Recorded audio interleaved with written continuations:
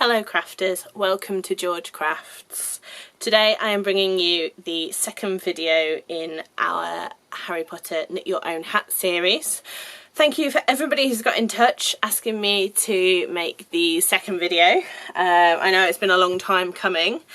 The main reason for this is basically I've got a lot of other crafts to do.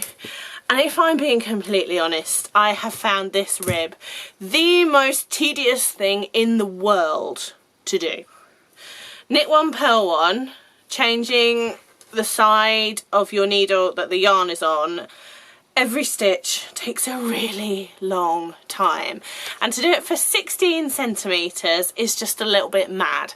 So it's taken me all my time to get this done, mostly because I've hated it. So if you've got this far, well done. At this point I would like to say a special thank you to the Woolly Workers and in particular to Hilary for keeping me going basically, because I have really not enjoyed making this rib so far, and Hilary at one point took pity on me when I made a mistake and unpicked my mistake and carried on when I was about ready to throw it in the bin. So there we go. We are now ready to do the next bit. If you want to see part one of the video series, I will link that below and you'll be able to view it there. But we are ready to do the next bit now.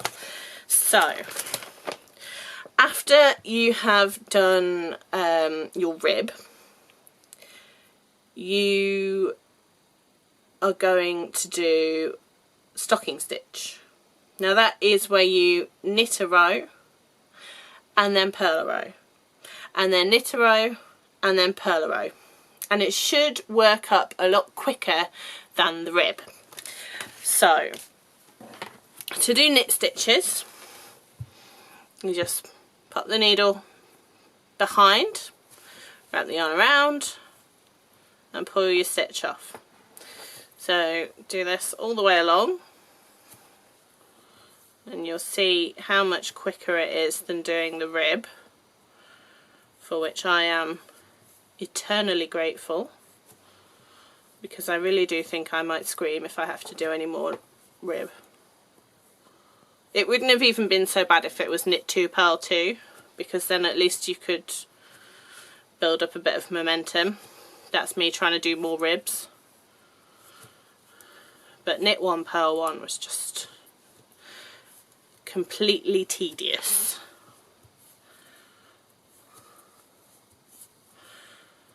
So when I've had the option to do beading and crochet and journaling and card making, I've been taking it because I've just absolutely despised doing this hat.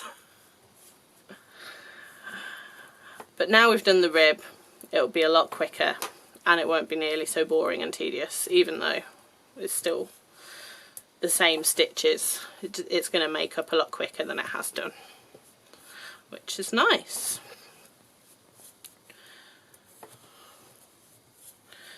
So once you've finished this row, you'll do a purl row. But carry on to the end and I'll catch up with you when you do the purl row.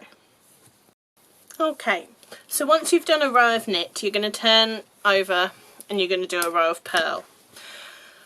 What you'll notice when you start working up in stocking stitch is you will see which side is the right side and which side is the wrong side. Because when you've been doing the rib, both sides look the same. So it doesn't matter which side you choose to be your right side and your wrong side, because you can't tell the difference. But once you start doing the stocking stitch, it will become quite clear which bit is the right and the wrong side. So the right side's going to have lots of little neat V's on it, and the wrong side's going to be sort of bobbly.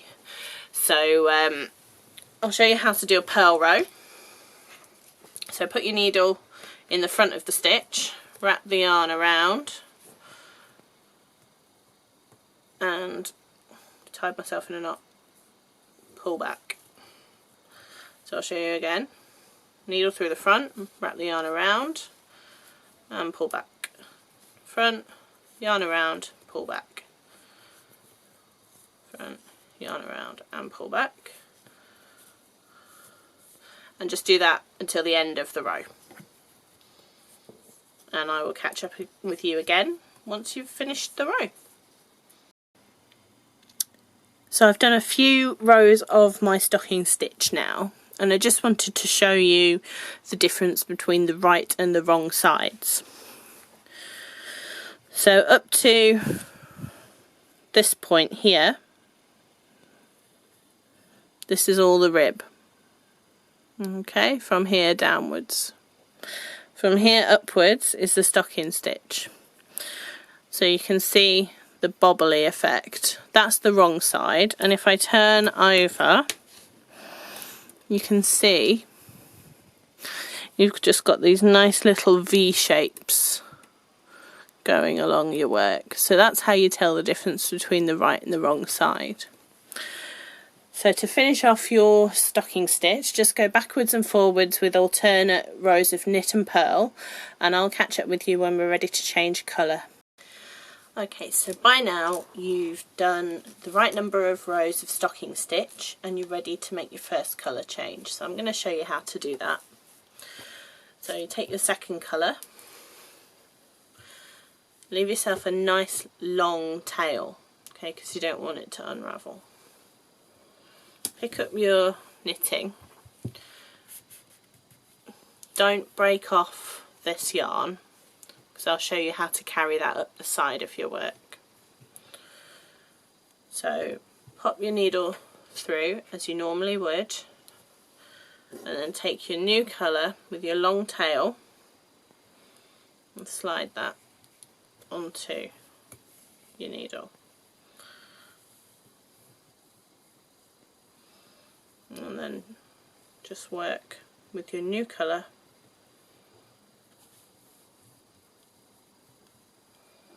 you can hold on to the original colour in the tail of your yarn for the first few stitches, just to make sure things are nice and tight.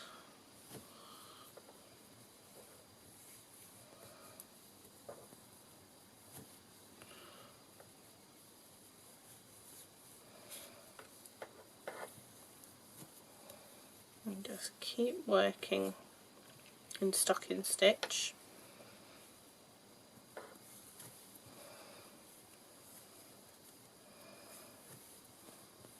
So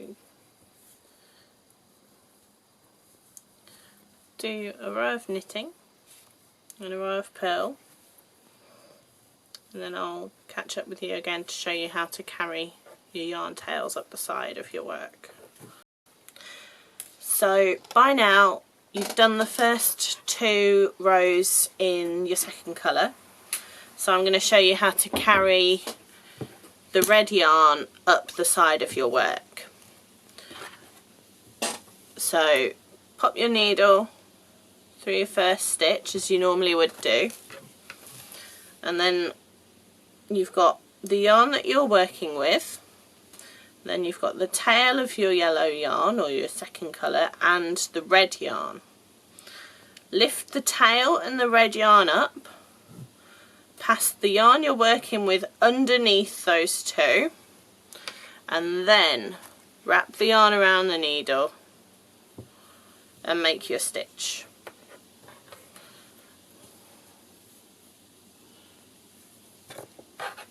Keep knitting as you normally would.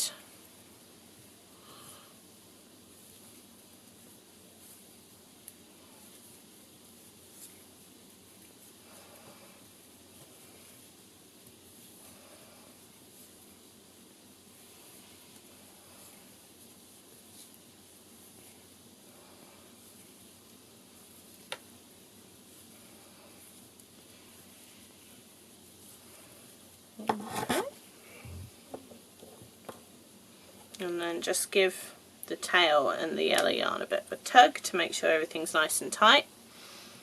And there you can see, you can't see any of the red yarn poking through, but it's coming up out of these stitches at the back now. so when we come to the end of not this row but the next row, our yarn will be there so we can change colour again, which I will show you how to do. Just carry on working in stocking stitch and carrying your yarn up the side for the correct number of rows in your second colour, and I will catch up with you again when it's time to change back to your first colour again. Okay, so we're now ready to switch back to our original colour. So we've got the yellow yarn that we've been working with, the red yarn that we've carried up, and the tail of the yellow yarn. We want to work with the red now and carry the yellow yarn. So pop your needle through the stitch as you normally would, and now I'm going to need to take our red over the top of the yellow and back and make a stitch with the red.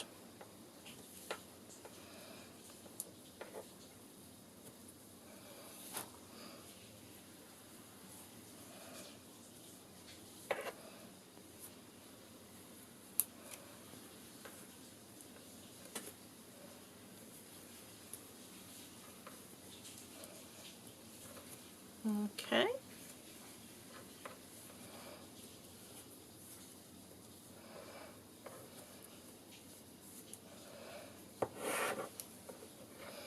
So you can see on the back that our yellow is now coming out here,